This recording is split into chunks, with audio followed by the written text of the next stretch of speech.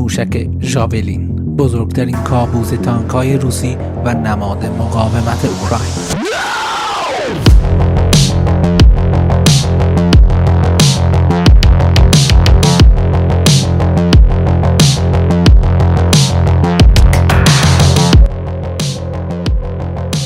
در جنگ جهانی دوم وقتی آلمان به لهستان حمله کرد، لهستانی‌ها با سلاح‌های ضد تانک در حال دفاع بودند.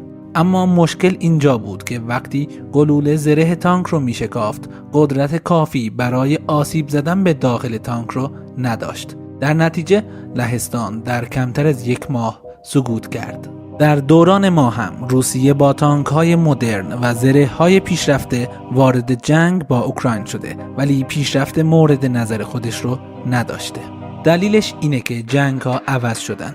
در کنار تمام مسائل سیاسی و نظامی مؤثر در این جنگ، اما دیگه مثل گذشته نیست که تانک‌ها بتونن راحت از هر دشت و شهری عبور کنن. امروز تانک‌ها اهداف بزرگی برای موشک‌های ضد تانک پیشرفته هستند. یکی از این موشک‌ها FGM 148 معروف به ژاولینه. این موشک سبک و قابل حمل تبدیل به نماد مقاومت اوکراین شد.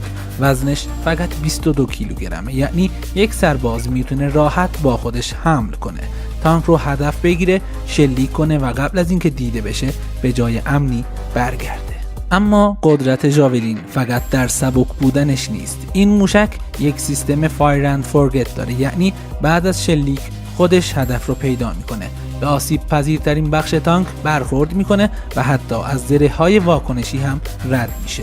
زره واکنشی یک نوع زره خاص روی تانک است که وقتی موشک یا گلوله بهش برخورد میکنه، خودش یک انفجار کوچک ایجاد میکنه تا قدرت موشک رو کم کنه یا مسیرش رو عوض کنه. این کار باعث میشه موشک نتونه به راحتی تانک رو نابود کنه. ولی موشک‌هایی مثل ژاولین این زره‌ها رو هم دور میزنن، چون یا نقطه‌های ضعیف‌تر تانک رو هدف میگیرن یا با 2 انفجار پشت سر هم زره رو از بین میبرن. ژاولین به لنز دید در شب و سیستم قفل هدف مجهزه. این یعنی سربازان میتونن در هر شرایطی، حتی در تاریکی شب، تانک‌های دشمن رو پیدا کنن، قفل کنن و شلیک کنن. این سلاح یک شاهکار واقعی در جنگ‌های مدرنه.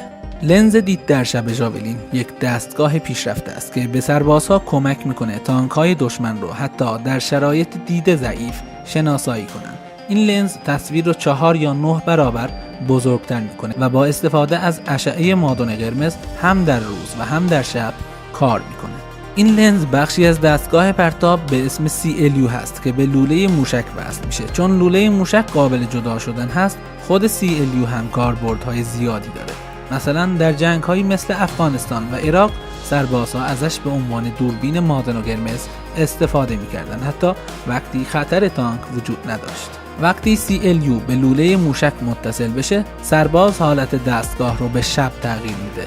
بعد از این تغییر، سیستم خنک کننده لنز فعال میشه و در 2 تا 3 دقیقه آماده کار میشه.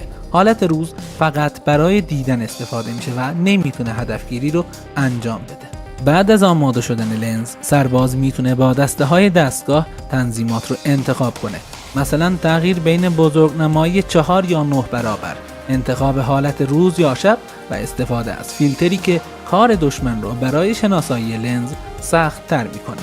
وقتی هدف شناسایی شد، سرباز دکمه‌ای رو فشار میده تا سیستم قفل موشک فعال بشه. بعد میتونه نوع شلیک رو انتخاب کنه: شلیک مستقیم برای اهدافی که جلوی موشک هستن یا شلیک از بالا که برای زدن سقف تانک، یعنی ضعیف‌ترین نقطه‌اش استفاده میشه.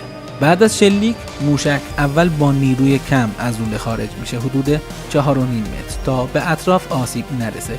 این ویژگی باعث میشه حتی از داخل ساختمان هم بشه موشک رو شلیک کرد. وقتی موشک بیرون میاد، بالچه‌های جلویی و عقبیش باز میشن. بالچه‌های جلویی کمک میکنن موشک ثابت بمونه و بالچه‌های عقبی مسیر رو با کمک یک رایانه کنترل میکنن. از اینجا به بعد موشک خودش هدایت میشه. با دوربین مادون قرمز جلوش تصویر هدف رو دنبال میکنه و با الگوریتم‌های هوشمند مسیرش رو اصلاح میکنه تا مستقیم به هدف برخورد کنه. این ویژگی ها باعث میشه ژاولین یک سلاح خیلی مؤثر باشه، چون هم دقیق هدفگیری میکنه و هم بعد از شلیک سرباز میتونه به سرعت به جای امنی برگرده. موشک ژاولین از یک شارژ انفجاری 2 مرحله‌ای استفاده میکنه. این شارژها جالب هستند چون از انرژی انفجار و دینامیک سیالات برای شکستن زره استفاده میکنن. شارژ انفجاری به شکل خاصی طراحی شده که در اون یک لایه فلزی قرار داره. وقتی انفجار اتفاق میفته، فشار پشت این لایه فلزی باعث میشه فلز تغییر شکل بده و به یک جت از ذرات فلزی خیلی سریع تبدیل بشه که میتونه زره رو به راحتی بشکنه. این سیستم یک مکانیزم کاملا جنبشی داره که به سرعت یک پرتابه مافوق صوت از فاصله نزدیک ایجاد میکنه. لایه فلزی باید طوری انتخاب بشه که انعطاف پذیر باشه تا راحت تغییر شکل بده و بتونه یک جت قدرتمند بسازه که توان نفوذ بیشتری داره. اگر لایه فلزی شکسته بشه، تکه‌های بزرگ فلزی ایجاد میشه که قدرت نفوذ رو کاهش میده. بخش اول از لایه مولیبدنی ساخته شده و بخش اصلی از مس. این طراحی به ژاولین کمک میکنه تا بهتر با زره‌های واکنشی جدید مقابله کنه. زره‌های واکنشی همون ساختارهای جعبه مانند روی تانک‌ها هستند که برای مقابله با شارژهای انفجاری طراحی شدن. این زره‌ها در داخل خودشون مواد منفجره دارن. وقتی جت فلزی به صفحه بالای زره برخورد میکنه، این مواد منفجره داخلی منفجر میشن. شاید فکر کنید که این انفجارها به تانک آسیب میزنن، اما زره داخلی تانک به اندازه کافی مستحکمه و فشار انفجار رو تحمل میکنه. صفحه بیرونی زره واکنشی به سمت بیرون پرتاب میشه تا جت ورودی رو مختل کنه و موج انفجار هم جریان فلزی جت رو تضعیف میکنه.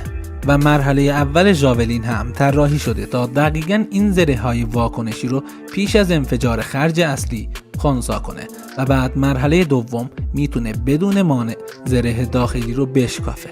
اما خیلی از تانک‌های مدرن از دفاع ثانویه برای مقابله با چنین تهدیداتی استفاده میکنن، مثل سیستم محافظتی فعال آرنای روسیه.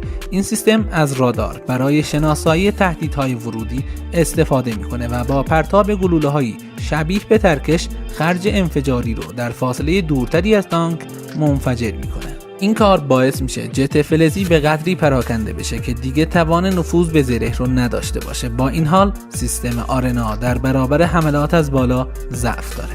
با همه این توصیفات باید بدونیم که خیلی از ویدیوهای انفجار تانک‌ها توسط اوکراین منتشر شدن که جهت‌دهی اونها به نفع اوکراینه.